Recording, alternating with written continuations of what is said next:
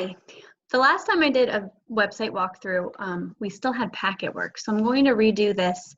It is Friday, April 24th, so it's the last day of the first full week of all virtual home instruction. So there's no more packet work this week. It seemed like everybody did a really good job with it, but I just want to point some things out just in case anything was confusing. So I'm going to share the website with you.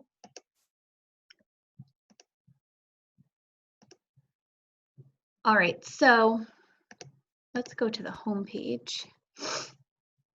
The home page is pretty much the same. I just wanted to scroll down and show you a few things. So my computer would load. There we go. I still have the reading A to Z how-to, so that should help you if you're not sure how to get into that yet. I will update this walkthrough with the one that I'm doing right now. And then right now I have this Google Doc for week 5 still, since nothing is due till Sunday, and that will be the same every week. I also have week 6 here in case anybody's ready to get a head start on week 6. But I do want to just show this.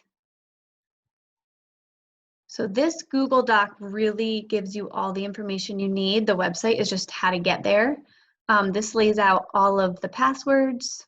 So for language arts, when we use Think Central, the password is the same, the username is the same as Lexia, first name, last initial. A couple of kids have a 1. Only one in our class has a 1. And then the password is 12345. For Lexia, it's the same, except the password is read. Seesaw, I sent out codes for that. I'm not sure how you get in once you get my code. I don't know if you make a login or not. Lexia, I just said, reading A to Z, those instructions are on that video on my homepage, but just so you know, also the username is GM Kindergarten, GM Sen Kindergarten. CEN is for Central, and the password is 12345. Math is the same login as Think Central for Journeys, and social studies and science. The science for Fusion is also the same as Think Central. And then if you go into Scholastic, the class code is Mrs. Stevenson K. And then you can get back to my website on this link. So if you open this doc somewhere else and you need to get back on my website, you can just click here and that will bring you to my website. And then down here tells you everything you need to do. So this is really what you need to follow. There is more on my website that is not required, and I want to go over that a little bit right now. And then down here also, sign up for virtual lessons. A lot of you have been doing it. I think it's working really well, so make sure it's not posted yet. I will post another one for this coming week, but every week it will be down here.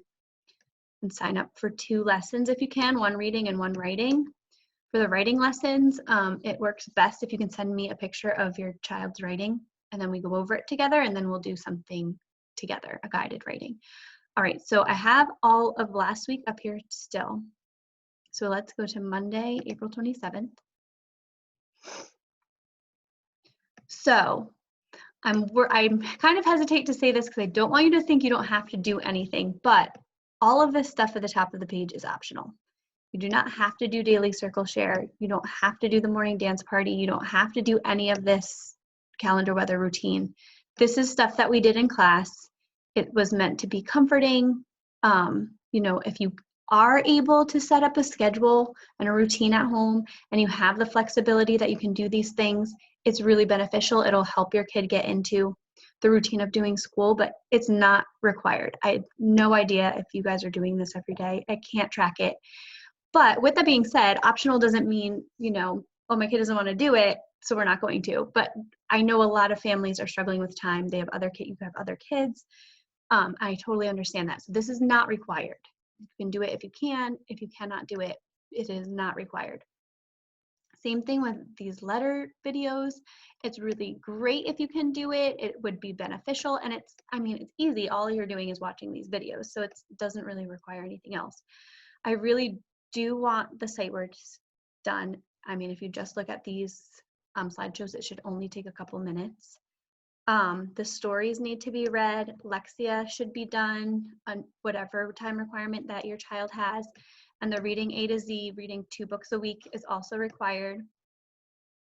The writing, I really, really, really, really, really want the kids to be writing, but again, I don't really have a way to track that.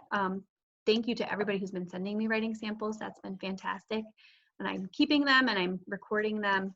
So I really would like everyone to do that, but I know, things you have at home, time constraints, I know it's hard.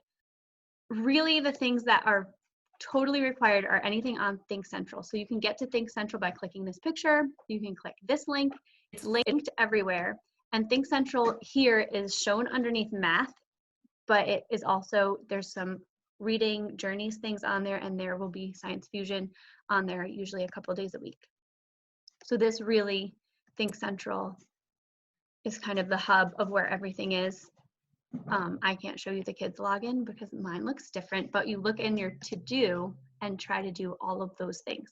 That I track, that I can see, and I really want everyone to do that. Specials also do as much as you can. I've been getting a lot of parent feedback that it's just a lot. The academic stuff comes first, but I know our specials teachers are putting a lot of time and care into all of these activities. So if you can get to them, they're great things for you to do if you have time. And then the science is, again, something on Think Central usually, so that needs to be done. I just wanted to review, what's really required and what's optional. I'd like everybody obviously to do as much as they can, but I also don't want anyone to be overwhelmed. So do what you can. And I think everyone's doing such a good job. I really, really appreciate all the hard work. I know it's really hard. Just don't forget to reach out to me if you need anything, if anything's confusing.